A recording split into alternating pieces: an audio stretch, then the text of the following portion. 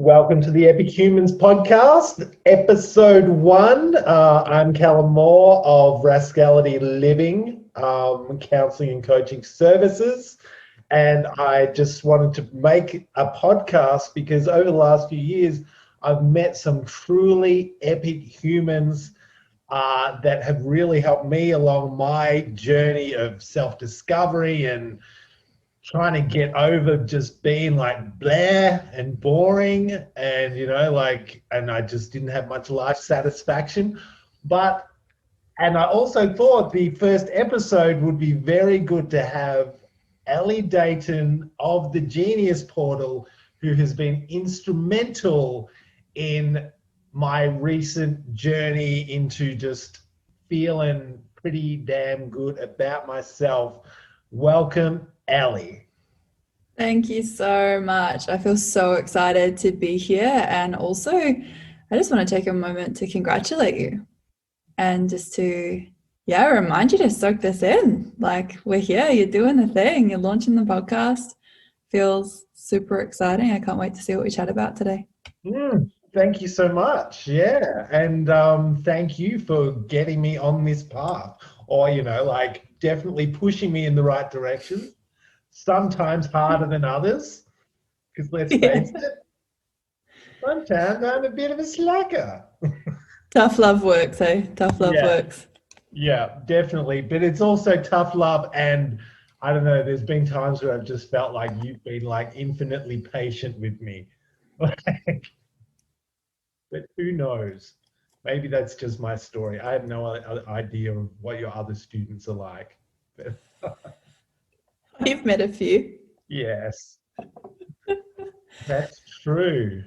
Yeah, so Ali, would you like to talk about, what work you do, like what you do for people? Because seriously, I guess I'll introduce when I first worked with you, which has obviously changed because now you do a lot more online courses, whereas when I met you, it was more one-on-one work.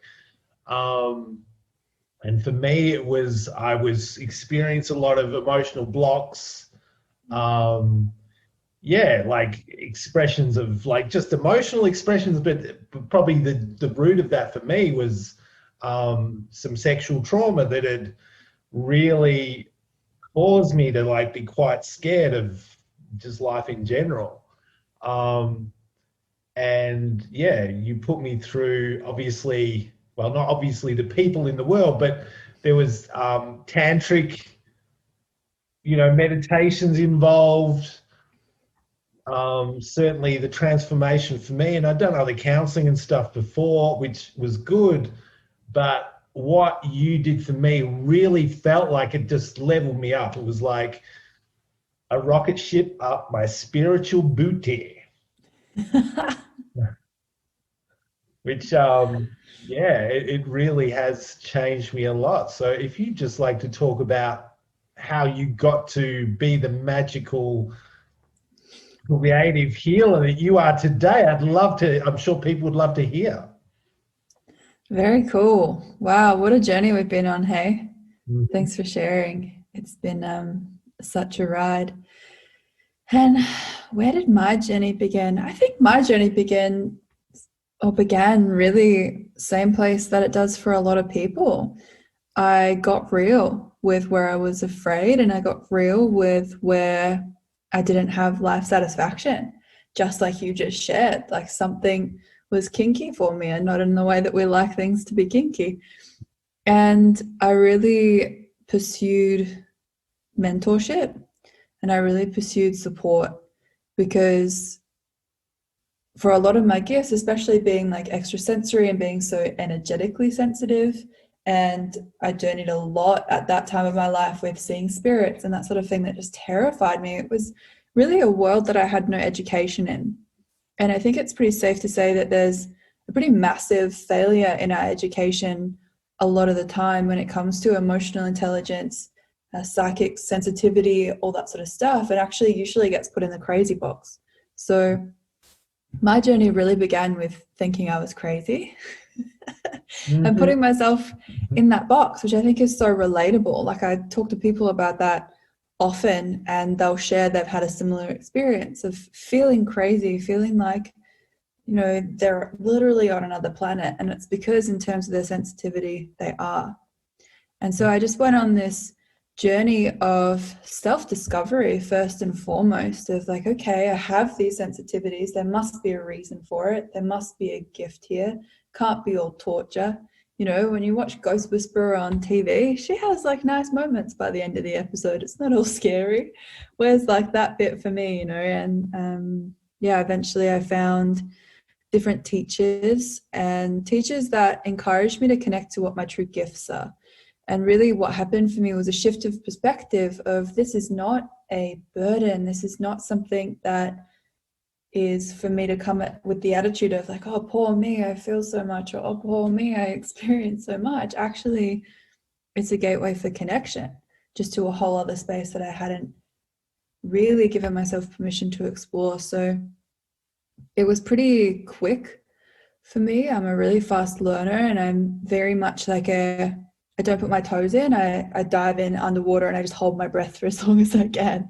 So I just dove in and I just learned. And it didn't take very long once I started learning and once I started to embody my power and embrace my own sexual energy and embrace my own creativity, where people were just wanting to work with me. And I remember it being very confronting, actually, because I came from the background of, I was studying medicine and I was like science brain, and I was like, oh, but I don't have a degree. And I was looking for these paper qualifications for it to be okay for me to work with people. And I had a lot of judgment, actually, self-judgment around that. And it was my brother who, he actually said to me, I'm so sick of watching you change people's lives for free and then being this poor uni student that's stressed out about stuff. You know, you've got these gifts. Why aren't you utilizing those, like, to serve more people? And he actually created my first Facebook page and put like a little booking link and stuff on there. And it really spiraled from there, just having that one person like really back me. My brother's always said to me, you're going to be my greatest investment. You're going to be my greatest investment. And that's just kind of like rung with me. It's so cool to have that kind of support, especially when, you know, he's quite logical. He's actually super magical himself, of course, but he's a very logical brain. He's a great businessman. He's in the mining industry. So for him to say that about something that's so esoteric was really cool. And it was just one step after the other, just following those intuitive nudges, giving myself permission to work with people that I felt a yes for, to work with people that I felt inspired to connect with, and to not work with people where I didn't. And I made the mistake sometimes of working with people, right, that weren't my people. I learned pretty fast. That's not the way to do things. You get tired pretty quick. But yeah, and it just spiraled. And eventually it really felt like suddenly I was doing full-time sessions, and then suddenly I was inspired to do more online stuff. And then all of a sudden now I'm completely online. And it just feels like this blur that happened so fast. And it's baffling to me that less than 18 months ago, I wasn't completely online. Yeah. Like it feels so much further away than that. Yeah, because I was like, we literally started working together. It wasn't that long before, you know, like you left Melbourne, and, you know, I had this whole like, oh, poor me, everyone leaves me, which was hilarious because, of course, it wasn't. It was just me choosing to isolate myself, which is, again, like, that's just something, it's one of my dysfunctions. But yeah, and then your online stuff started like coming through, and like each course has just been super powerful, and yeah, it just feeds into so many different areas, which is great. Yeah, but it was so like I caught you on the tail end of the one-on-one sessions, but then I've gotten to witness the growth of you know, the Genius portal, and seeing new people coming in, like, as you know, like Awaken Creativity, the new course where I've gotten to facilitate people, and feeling my own growth too, like literally coming from a space. Like I remember, what was the first course was, Create your um, freedom. Create Your Freedom. Let's think about that. And I literally, like, I remember being in those groups, and when it was my time to share, like, I might probably, I don't know, I got feedback that I was really funny, but, every time I'd be so nervous about like expressing myself and just, oh my God, I'm going to be seen.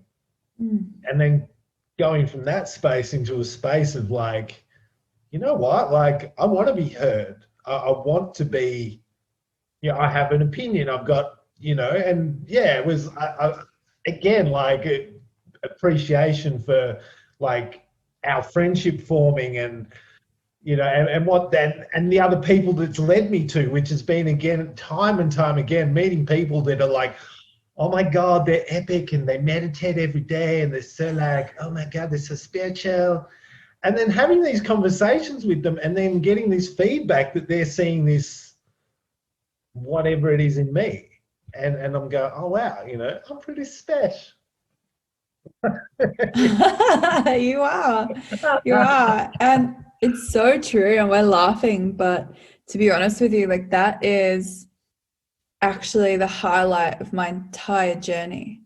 Like this phase that I'm in right now, as you know, but for those listening, I'm going through this death of sorts of actually letting go and being less involved in these projects and stepping back so that others can step forth like yourself, right? And it's just true. Like we connect intuitively in everything that we do, and it just feels true for me to be stepping back and for you guys to be stepping in. And so it's been so beautiful for me to witness you guys be received in your genius, in your greatness.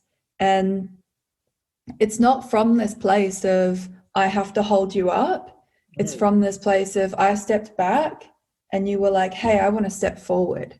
And so it's this really empowered choice, actually, from both ways. And it's been a death and a half. Like my ego wants to be in everything, like wants to micromanage and make sure, all this stuff. But in my heart, to be really honest, it's just this has been the most exciting part of the whole journey for me. And it's like stemming from that is like, yeah, I get to see you guys where you all are now, and like you're all doing such incredible, you're giving such incredible transmissions that I couldn't give, that that's your medicine, it's not mine. And that wouldn't happen if I was there hogging all this space that I don't need to be in. And also the ripple effect, right? Like you can serve so many more people when we're like as this unit all doing the piece. That's our true calling for right now. So yeah, I'm just loving witnessing the expansion and witnessing the community as it grows with such a solid foundational integrity of everyone's just following the truth. Like everyone's following the little nuggets that are calling to their heart. And it's it excites me to no end. Yeah, like it is. It's like this team of like magicians, like literally. Because like, yeah, again, like I remember when we first connected and you were telling me about seeing spirits, and I'm like, oh my God, she's so magical. But then part of your magic is working out, helping people see their own magic.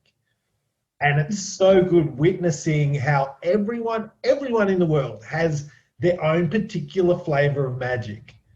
And some are like seeing auras and connecting with spirits, and then I don't know, like there's other people that are very heart connected and can really, me, like realizing over the years that like all the conversations I've had with people, like, I don't know, I just draw dark information from people. You so do. The dark wizard. Yeah. Yeah. And then, but because you've grown up with your own magic, you don't even see it. It's just like, and then it's like, oh, and then it takes someone like you to point it out. You go, oh yeah, duh, But yeah, and then wanting Yeah, I'll never forget. I think maybe the fourth or fifth session we had together, and you said to me, like, you should do what I do, and I just remember thinking, what? Like, you're magic. I'm just me. Like, Mm, but yeah, but that is like your genius, I feel, is, or one of them, is really seeing what people have to offer. mm, Like you're yeah, saying, you don't just work with anyone. The people you work with have to feel right.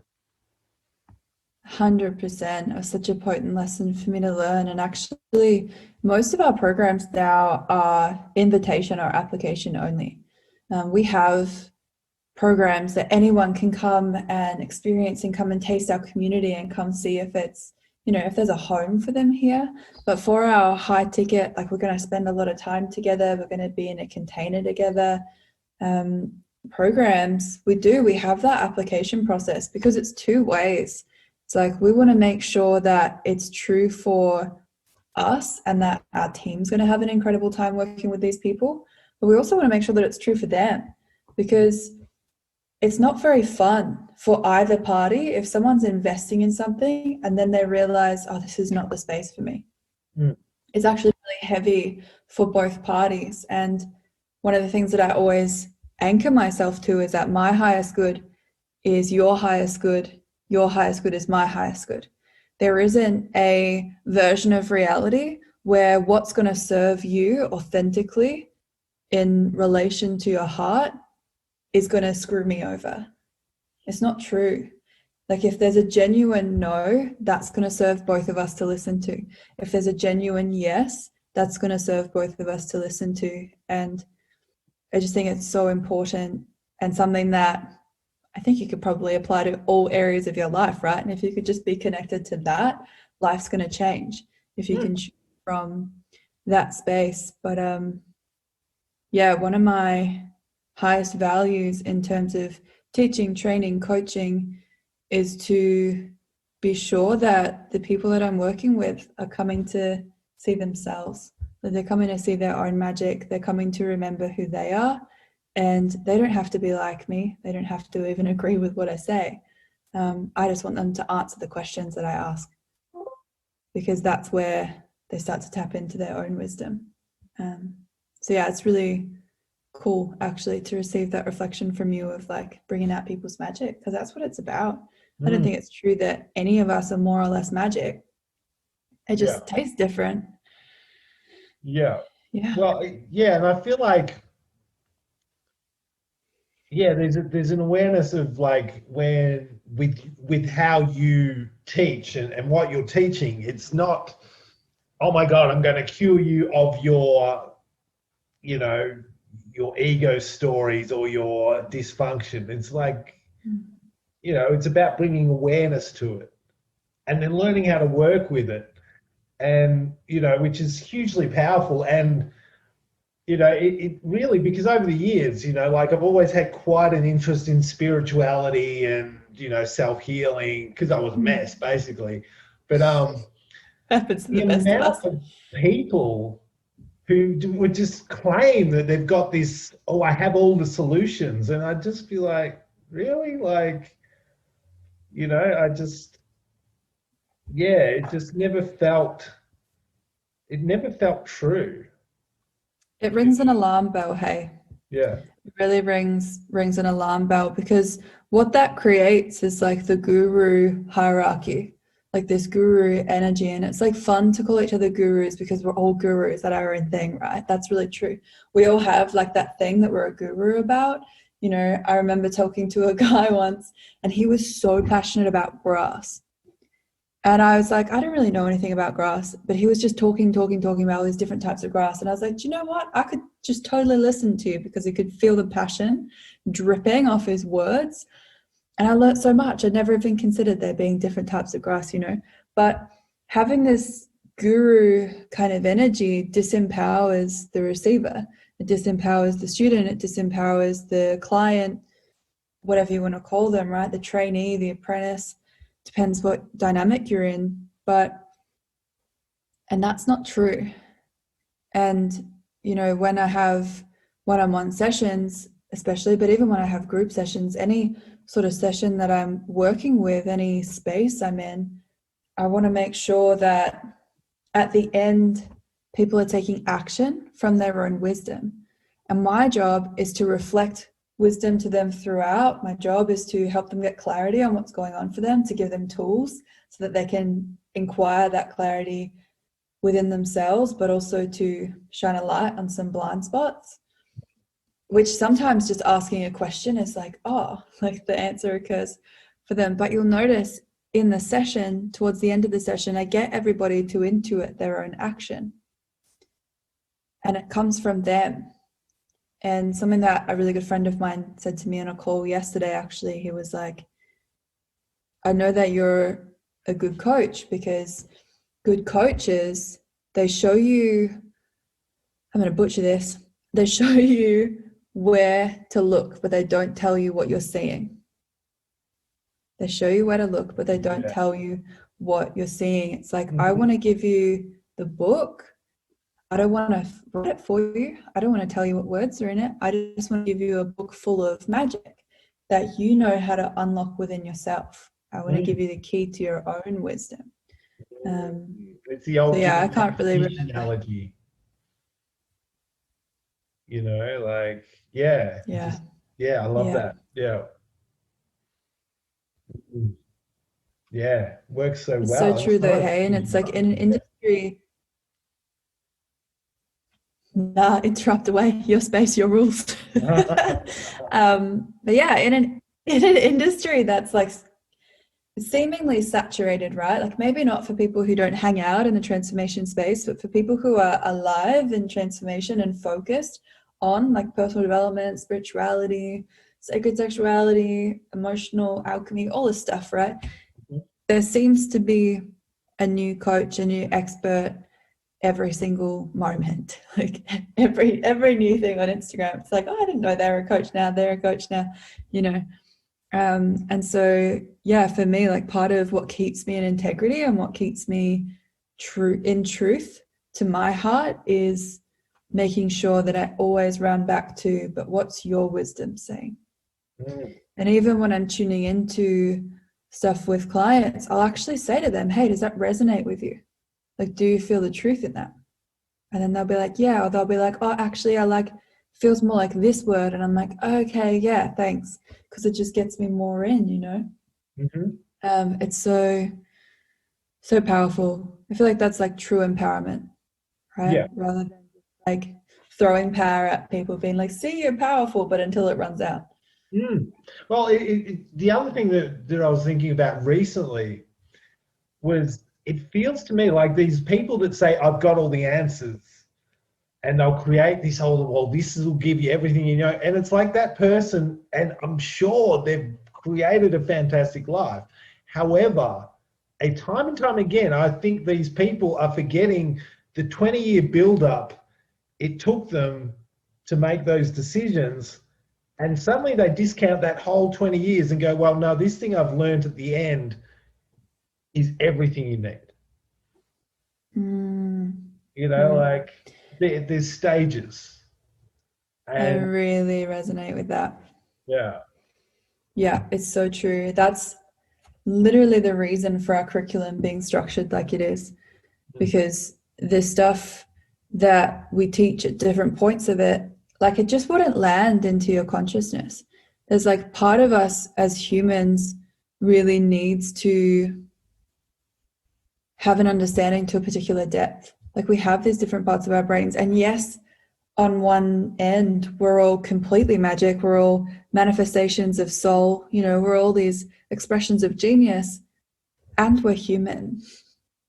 And if we bypass the humanness, I think we're missing the point. You know, there's a reason why, you know, whatever you believe, there's a reason that you came to this human experience. You know, there's some sort of reason why you're here. There's some sort of expression for that. And there's a reason why we're all in these human bodies doing it. And we miss the point of that if we're trying to not be human the whole time. A lion doesn't go into the jungle and decide to be a snake. he would die. Like, he wouldn't Yeah. last very long. All the other lions would be like, kill that guy. He Yeah. doesn't belong here. He's forgotten Mhm. his nature. And the weird thing about humans is that we can survive external to our nature, right? Like, we're Yeah. in the wild, but we're not, because we've created this like structure for ourselves to be in. But we can survive without being connected to ourselves, which wild animals, because obviously domestic animals kind of different, right? But wild animals can't survive like that. They literally get killed. Mm. Yeah, but Go to humans, Africa. because of the way our brains work too, it's very much we we spend our lives and like it's like this work, it literally is just remembering Mm. what you were here for. Like it was another like because I'm such a powerfully deep thinker and all that, that this work isn't, in fact, it's not really teaching, it's just like peeling back the layers, Mm. ego stories, and the ways we've tried to conform as we grew up, like in a very rigid and one-sided society that has discounted so much. Like, I just finished my diploma of counselling, and again, like, I'd be getting forms about, have you tried mindfulness? And it's like, yeah, way to catch up, psychology people, you know? Like, it's great. Respect And still though, hey? there's, Yeah. I'm not saying that either's right. Like, I feel like psychologists and counselors and even Mm. psychiatry and stuff, there is gold there, but it's only one side. Mm. However, there's this Yeah. whole, and it feels like the stuff that was 10 years ago was still out there, and like, what does meditation do? Like, but now we know, like, it's proven. And it feels like, we're getting to this point Mm. where, well, how long are people going to keep disagreeing or forgetting or discounting? Oh no, that's woo woo. And certainly, like, there is woo woo out there, but I really feel that people just gotta like feel what's right for them, and Mm. seek the help. That was the other thing too. Is just like, if you're feeling lost, literally just ask the universe, and look, it'll happen. Like, and that might sound a little bit wacky to some people, but it works. Yeah. Well, it's a reflection of your focus, right? They say on many fridge magnets, your focus creates your reality. Mm. We hear it all the time, but it's true. So if you switch your focus to, I'm miserable, I'm alone, I have to do it alone, you're going to create more of that, because that's where your energy is flowing. And I know that you know this, Cal. I guess I'm more speaking to our listeners right now, but if you can switch your focus to, actually, I need help and I would like some support, and I would like for it to feel safe, and I'd like for it to feel nourishing, or whatever's there, connecting with what you would love, and you can focus on that, you're going to find clues, because it's literally where your focus is trained. If your focus is trained on your loneliness, you're going to continue to find evidence of that. Mm. So it's really really potent. Like, if you are feeling lost right now, or if you're feeling confused as to what your next step is, which I think a lot of the world is experiencing right now. I mean, far out, what a pivotal time. Just ask yourself, like, what would you love? Really, if you give yourself permission to be honest, because most of the time when people ask, what would you love? They like rattle off all these goals that they don't really care about. What do you actually care about? Like, what would you really love? What's really actually important to you? And then start focusing on that. Start focusing on that. Yeah. Yeah. Yeah. And then, and also be prepared for a lot of ego resistance. Oh, yeah. Yeah. 'Cause, and like, I just like, I would tell people too, is like, remember, no one else can hear your thoughts. Mm. It's like when I've made decisions to start, altering the inner voice, because I realized it was very negative, as it is with many people. And my God, did I feel like a wanker? Like, yeah, and my process was like, okay, catch the inner voice being negative and then say or think 3 positive things. Mm. And it was so difficult at first, and it really shocked me how difficult that was. But it's like you're saying, like we've got this focus that we're not even, it's so ingrained and so internal that we just think it's part of us. Yeah, 100%. And then a lot of the time, actually, if you listen to the flavor of those voices, you realize, oh, that's not even me. It's not even my voice. It's my mum's voice. It's my grandma's voice. It's my dad's voice. Or that's my sibling's voice. And it sounds like he's like 3 years old in there. Like, you realize there's all these other influences from all those mirror neurons from when you were kids. But I want to speak into actually affirmations, because you mentioned that, right? Like with saying something positive, and affirmations is such like a fine line between like being super effective and being super detrimental. I don't know that we've spoken about this before, but it's like if you don't genuinely have a connection to the positive affirmation that you're saying, you're actually just going to feed more power into the scary voice or the sad voice or the annoying voice, right? Because if you've got a voice in your head that says, you're stupid, you're stupid, you're stupid, and you're like, no, I'm not, I'm smart, I'm smart, I'm smart, as an example, instead of just observing that voice and being like, cool, well, yeah, maybe I am stupid sometimes, or like maybe there is fear that I am stupid, but also I can be afraid of that and I can do it anyway. Then there's like vulnerability that creates breakthrough. There's vulnerability that creates space when we can observe and not make it mean something about who we are or what our essence is communicating to us. But if we try and shut it down and we try and suppress it, we can actually be like burying something and giving it more power in the burying of it, right? Giving it more power. And what does our subconscious believe then? It's like, oh, we are stupid. So then our focus is on, I'm stupid. We're finding evidence of it everywhere we go. But in saying that, if you have an affirmation that's really true and that it's grounded in something that comes from your heart, because when you're connected to your heart, you believe it, like a choice, for example, then it's really different. Yeah. Yeah, and I see what you mean. Like when I started that practice, like, and whatever the voice was, it wouldn't be like, say the opposite. It's like, okay, but think 3 things, like I'm a really good dancer, Yeah. Like, it's true. Yeah. I like how I dress.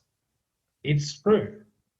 And so it works because it's a focus shift. Yeah, yeah. And not a denial. Yeah, and the light and shadow, and that I think too, like people have this idea that light and shadow are opposite, and they're not ready. They're not really. It's like, in your work you talk about victim and creator, and both exist, but they're not really the opposite of each other.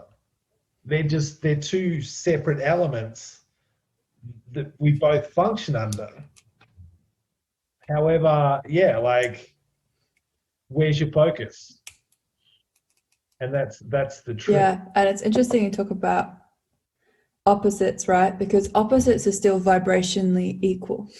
And think of it like, if I'm in Bunbury, which is where I am right now, I'm in Bunbury in Western Australia, and it's summer here. Well, it's spring right now, but let's pretend it's summer because that's what I said.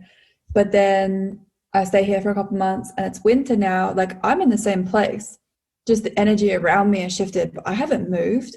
I'm right here at my desk in my office in Bunbury, right? So vibrationally, like, I've stayed on the same level. It's like, if I hate my job and I'm like, nah, I'm leaving, go get another job that I also hate, what am I doing? Vibrationally, I'm on the same freaking level. But if I recognize that I hate my job, and I take a step back and acknowledge that I'd love to do something different, and then I head out in pursuit of something that I love, I'm transcending that level. I'm not on the same playing field as all the jobs that I hate. I'm in a different space now. I'm actually connected to a different vibration. And actually, when I first learned about that, it so confused me. I didn't get it. And Really? now I'm like, oh, it makes so much sense. I don't know if it was maybe the way that it was explained to me first, but yeah, it's like we don't want to go for the opposite because that's just more of the same. We want to go for what's true. We want to connect to heart. We want to acknowledge what's not great, acknowledge, be aware of what's in our current reality. Because if we can be aware of what we don't love, then we can use that as fuel for what we would love.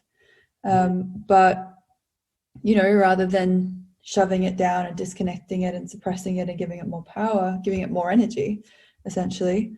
But we don't want to go for the opposite. It's not true that, you know, it's just not true that if I don't feel like a mandarin, that maybe I feel like an orange. Like if they're different, they're like opposite ends of the orange fruit spectrum, maybe, right? It's still orange fruit. Maybe I feel like cake. I don't know. It's totally different. But, or maybe I feel like exercise and I'm actually, it's not even food that I want. It's something totally different. It's got nothing to do with food. I'm feeling empty because my cup needs filling elsewhere. Yeah, opposites are like just this weird thing that human brains do, hey? They're like, well, I'm scared of being broke, so I must need money. Not necessarily. You know, Yeah. that might not be the answer. No, like if you focus on I need money, you're still your essence is saying I'm broke. Depending on where it's coming from. It's so interesting, but it's like it's really rare for money to be the true thing for people to focus on. Some people just like they're here to make money and they just want to make money and they're focused on money and that's their truth because they love it. Other people focus on making money because they're afraid of being broke, because they're afraid of not having. So that's like planting these seeds of I'm broke, I'm poor, I have scarcity issues, and then expecting to grow this abundant money tree. Like carrot seeds grow carrots, my friends. Scarcity seeds grow scarcity. Whereas for most people, actually, when they connect to their heart, they realize that money is the byproduct. It's not the focal point. It's not the thing that's actually most important to their heart. It's necessary in the world we're in. Have no qualms. I think great if you're making lots of money. I make really good money, but my focus isn't money, money, money. I'm not like a money hungry person. I focus on where my true service is. I focus on what I would love to be putting my energy into. And as a byproduct, that energy attracts people who want that energy, who resonate with that energy. And there's an exchange there in a way that's true. Whereas if I was freaking out about money, I promise people wouldn't want to work with me. You know, can you imagine that energy of like me being on a call with you and being like, hey, you want to come work with me? Like it costs this much, but you know, it's cool if you don't want to pay that much. Like, but I really need you to pay because I really need clients. So like, please actually, yeah, it'd be great if you didn't do a payment plan because I'm broke. You'd be, you know, and we don't say these things, but you hear it, right? You can feel it. You can so feel when people are coming from. And that's, you know, I teach sales in the Monetize Your Magic curriculum because important if you want to make money, you need to be able to talk about money. But for me, it's about connection. If you're connected to it, if there's connection there, other people will connect to it and the right people will connect to it enough to invest in it. And they're the ones you want to invest in. It's like full circle, right? Back to the start of our conversation. They're the people that you want to be investing in it. That's when you're going to go on a ride. That's when you're going to have a good time together. Really And cool. you also like just this investment. And it's so interesting, like how again and again I hear, you know, like why are counselors so expensive? Why are healers so expensive? And it's like, well, you've got to see it as an investment in yourself. And what people don't understand, like as a counselor, I can't do like 8-10 hours a day because, and that's not saying, oh, well, I'm so precious. It's saying literally, I'm giving you my energy. I'm taking on. And this is how I work. I will do my best to draw as much of the negativity and the crap out of who I'm working with. Mm. And then I've got to put that somewhere, and it's not like an hour session for me isn't an hour. There's at least half an hour beforehand getting ready for the session, and possibly up to, and depending on how heavy it's gotten, there's time after the session to release it and feel that I'm assisting that person. And that goes with all this work. But again and again I hear, oh, but this course is so expensive, but it's like, but how many times have you blown $300 in a night out on the town? Mm-hmm. What you say? Yeah, like you buy a $200 pair of jeans, but won't spend $120 on a session. Like, or invest in, find that course that you want to do, and that really just invest. Like, it's really interesting that, and look, I was the same. I'll be honest, I was the same for a long time.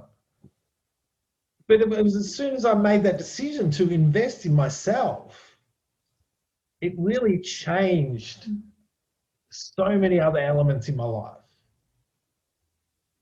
And it was such a good lesson. It continues to be. Yeah, I'm super passionate about this topic. Yeah. I literally posted about investments on Instagram last night.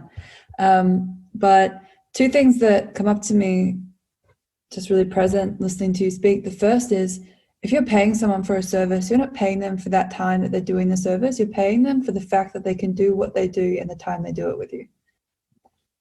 You're not paying a plumber $100 to change that one tap. You're paying them $100 because they can change it in 5 minutes. That's why. Yeah. You're not paying that person that does psychic surgery or that incredible intuitive readings $500 to just sit with you in that minute. You're paying them for the fact that they're an expert at what they do. And there is an exchange, there is an energy. I've spent over $300,000 in personal development, different courses, different things. And I bring that to the freaking table when I'm working with somebody, right? We never know where we're going. And there's a nuance to that. But the other thing that I really want to speak to is what you said about like taking people's energy on, because I feel like this is actually something that I see so many people do. And I'm so glad that you brought it up, because it's like such a potent thing to speak about. Because it's so important to have like those energetic boundaries. And it's so important that if you do have people that, experiencing heaviness or darkness or whatever, and that could be so many different things they're experiencing it as. That could be anger that they're not giving themselves permission to express. It could be entities that they're connecting to, if that's a realm they hang out in. It could just be fear. It could literally be anything, right? Like energy is, what is it? It's energy. But yeah, I guess I just want to bring to the table, like it's not yours. It's not yours to take on. Like you don't have to take it on. And I say that because I used to do it, and really it's so important to have energetic hygiene, because you'll deplete yourself. Like you will get sick. You'll get burnt out, because we can't just constantly take this energy from people and think that it's okay. And the other thing that it can create is that guru relationship where that person's like, oh, I can give it to this person and they can deal with it because I'm not powerful enough to deal with it myself. Yeah. So that's really like something to watch. But in saying that, what can also happen, which might be what you're actually experiencing, is that when you're in session space with somebody, your own mirror of that can be activated. And it's really important to, for example, I've worked with a lot of clients who have been in extreme abusive situations. And I won't give any examples because I always uphold confidentiality, but like extreme, just outrageous stuff that you're like, nah, that only happens on movies, right? Like you don't think of it, and it's so normal, right? Unless it's been in your experience and then you see, but it's like a lens that a lot of people don't look at. And I used to really watch myself, and I still actually do this practice before I have a session with anybody. I will intentionally sit and make sure that all of my energy is in me and not with them, not in them, and I will push their energy into them. And from there, the observation that I have is so much clearer. And it's like all theirs, all mine. And then I can tell, and it's something that I watch as I'm working. I watch and I'm like, oh, the energy's coming at me. No, that's yours. Or my energy's going out because I want to fix, or I want to save, or, you know, the wounded healer vibe of like, I want you to feel better. I don't want you to have to feel this pain. Like, and I rein that back in, which I never used to be great at, by the way. You know, and I just watch that and just make sure that we're in our own sovereignty, because I want my clients to know their own power. And I also want to stay connected to my own. And if I'm trying to save, I'm not connected to my heart. I'm in wounding, right? If I'm trying to fix, I'm not connected to my heart. I'm in wounding. And so, yeah, it's just so important to watch that and to be with that dance too. And again, it just goes back to like, what are you investing in? We're dancing on so many levels that you don't see. Yeah. It's so important. And if you don't have energetic boundaries, which we do, by the way, we choose to be of service to the highest good before every session, right? We choose sovereignty, we choose to come into our own bodies, which I know is a practice that you do. So that, in a sense, is bringing us into our own containers. But it's important to take a hold of that. I can't actually remember where I was going, but I might handball back to you. I feel like there was something else that I've forgotten to say, but it'll come if it's meant to come. Yeah, it's definitely energetic boundaries. And again, like, unfortunately too, like the stories of abuse, it's epidemic. You know, like we are living in this society that has lost so many of its boundaries. And that's what, like for years, like, yeah, I was a lot more comfortable in my feminine energy than my masculine, just because I'd experienced so much toxic masculinity growing up. But then, like, sort of working with you and getting beyond that is like, okay, well, why are these men doing what they do? And it's honestly, it's not because they were born horrible people. You know, they're hurting in their own way. But again, like our kids, it's like we were talking at the start of this conversation about, they're not taught emotional intelligence. Like, that would be a dream of mine. Like, forget religious education, like, teach them emotional intelligence. Both. Right. Yeah. Well, yeah, but maybe not just Christian, you know, like, have religious education. It's like, here's different philosophies. Choose the one that grabs you. Hit us with a spectrum and tell us how to connect to our hearts so that we can feel where our truth is. 100%. I mean, I say that from the context of, I went to public school. We didn't really have religious education. It was like this tiny little blip in the society and environment curriculum that we never really got to hang out in very much. I was probably very biased, the bits that we did hang out with. And I was hungry for it, actually, as a kid that was super, like, spiritually curious in a family that was very, like, relaxed Australian. Like, they were like, we don't believe anything, but something must be real. But if you want to go to church, go, babe, we'll drop you off, we'll pick you up. If you want to become Muslim, do it. Like, we'll make sure you're praying, you're doing your prayer times. And they were just so, like, chill with whatever I did. I actually went to so many different churches as a teenager because I was trying to figure out, like, where do I live? Which church do I go to where everyone's seeing spirits and stuff? Like, where is that? Actually needed a coven, but now we have one, so it's cool. But yeah, I remembered that I remembered the thing that I was going to say, but do you want to comment on that first before I reel No, it I back? think no, that's pretty much it, I think. So yeah, keep going. Yeah. Sweet. If the reins are loose, I will speak forever. No, surely not. No, what I was going to say is like when you have those energetic boundaries, when you're working with extreme cases, and maybe not even extreme, but maybe just something that you relate to and that you have your own experience with, and so there's projections or emotion that will happen within you. If you're holding those energetic boundaries, you can cry your own tears and you can feel your own feelings and you can stay connected to yourself. Whereas if you are trying to, what's the word, surrogate for the other person at the expense of their own feeling, at the expense of their own experience, it gets blurred and it gets messy. And I can't tell you how many times in sessions I cry.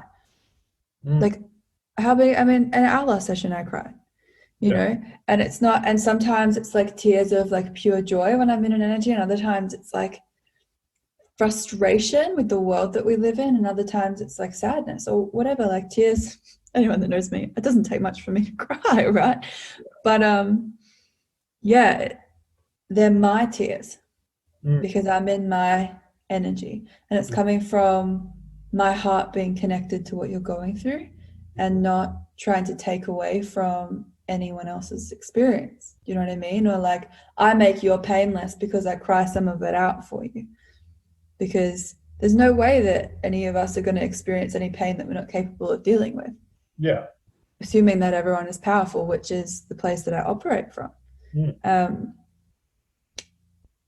Yeah. And then to comment on what you said about schools, I mean, far out, like we grow up as kids who don't have boundaries. We can't. We literally can't. We wouldn't survive if we didn't listen to what mum and dad said. Or whoever our guardians are, right? Like we are very incapable when we pop out of the womb. It takes a long time for us to actually be able to like fend for ourselves, right? Like until we can cook, until we can get our own food, until we can clean ourselves and keep ourselves healthy. Like we're not like those animals that pop out and can do it in 2 weeks. Yeah. We're very dependent as a species, but what is missing for us is we don't have a rites of passage. So where the cubs would go out and start learning to hunt, we're like 21 and we're like, Mom, have you done my meal prep yet? Or like, Mac is like, can you deliver yet? Yeah. Like it's crazy. Crazy. So without the rites of passage, we don't have that initiation back into our power, back into holding our own boundaries, back into our own sovereignty. And so those lines are blurred. Yeah. And it like feels like for me, like I had this illusion before becoming a parent that, well, that's probably it. That's the point that I'm going to feel like an adult is when I have those kids. And of course, like I have the kids and I'm like, you know, like, and I'm going to blame, I'm a pretty good dad, you know. However, still feel like a child half the time. And, you know, like in some ways it's, yeah, I feel like that rites of passage is missing. And in some ways of being like a child, my kids love it too, because, you know, we have a lot of fun. However, yeah, without we don't get to have that point of, okay, I'm a man now, I'm grown up. And you see that like some men choose to go out and get into fights. You know, and those guys, like I honestly believe it, they were probably meant to be, if we were in a tribal situation, they'd be the warriors. But they've got nowhere to put their energy, you know. And then I can go into football culture, but that's a whole nother thing. You know, and again, like they are the warriors of the society. But without the sort of, you know, if they had that, but they also had the, you know, spiritual side as well. Which, you know, and again, like I feel like some people in the spiritual community are like, oh my God, they're horrible, those people. It's like, no, that's just their karma. That's where their soul is on this particular time. So for you to think you're better than them because you're into meditating and are a vegan, Missing the point. yeah, Missing the point. And they sorry. just don't have the tools, right? Mm. It's Yeah. just it's a matter of not having the tools. And I don't think it's everybody's path to go and become an enlightened yogi or whatever, you know. No. It's some of those people are 100% living their truth. And what I think is like the letdown of our society is not having that rites of passage so that people are empowered in true choice. And that's probably my favorite thing about the Genius Portal, is that it provides a platform for initiation. Provides a platform for people to choose, like, you know, that saying of like, choose your own adventure, like choose your own initiation. Which bit did you not get? Yeah. And then be in a community that sees you in your greatness and will hold you to that. Yes. As well. Yeah. And that was the other thing too. Yeah. It feels like, we often, when we're hurting mentally and emotionally, we spend years trying to fix it by ourselves, thinking that there's something wrong with us, when in fact, it was like we were saying earlier, find your tribe, find the people that can help you. And that was huge. And like you're saying, and that's what I like about the courses you've created, they can literally cater for where anyone is at that particular time. Like you're feeling like you're emotionally wounded, go and do synchronized me. Like you want to explore, like you're feeling a bit blocked in your sexuality, do sensual essence. Okay, you've got this idea to create, like you want to be the best you can be in, like in business, or just want to find out what your genius is, monetize your magic. Like, it's so powerful, and very deep gratitude to where it's gotten me, and and continuing to grow with this. So so beautiful.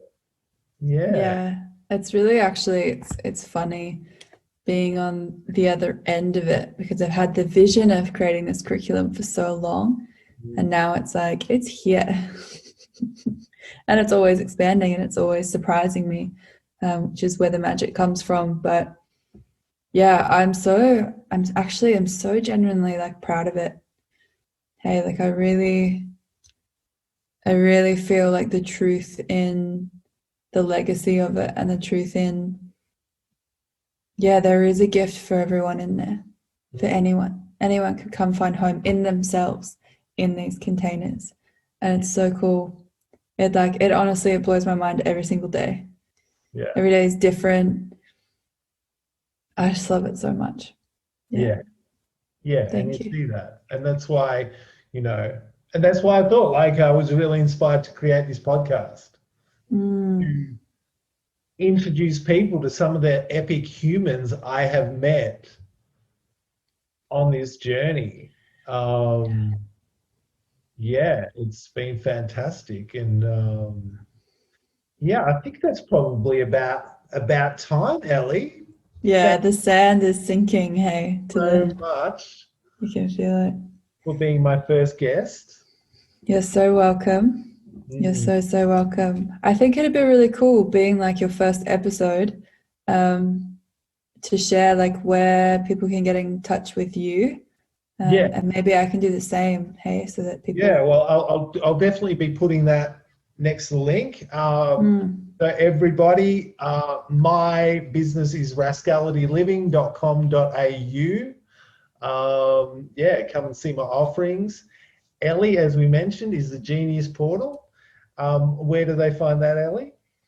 Best place to come check me out is Instagram, which is just at Ellie and Deighton. So ELLIEANNDEIGHTON. Deighton spelt with like the number 8 in it. There's links to everything in there. Our website link is about to change, so I'm not going to do that to people and give that to them. But it's the best spot. And I'll post all the links for both of us wherever I post this. So In the interwebs, wherever it ends up. webs, I'm an old person, so I'll work it out. But yeah, thanks everyone out there for listening. Looking forward to creating more of these episodes, and yeah, have a good time, you beautiful rascals out there. Thanks so much for having me, Cal. I love you lots. Love you too, Ellie.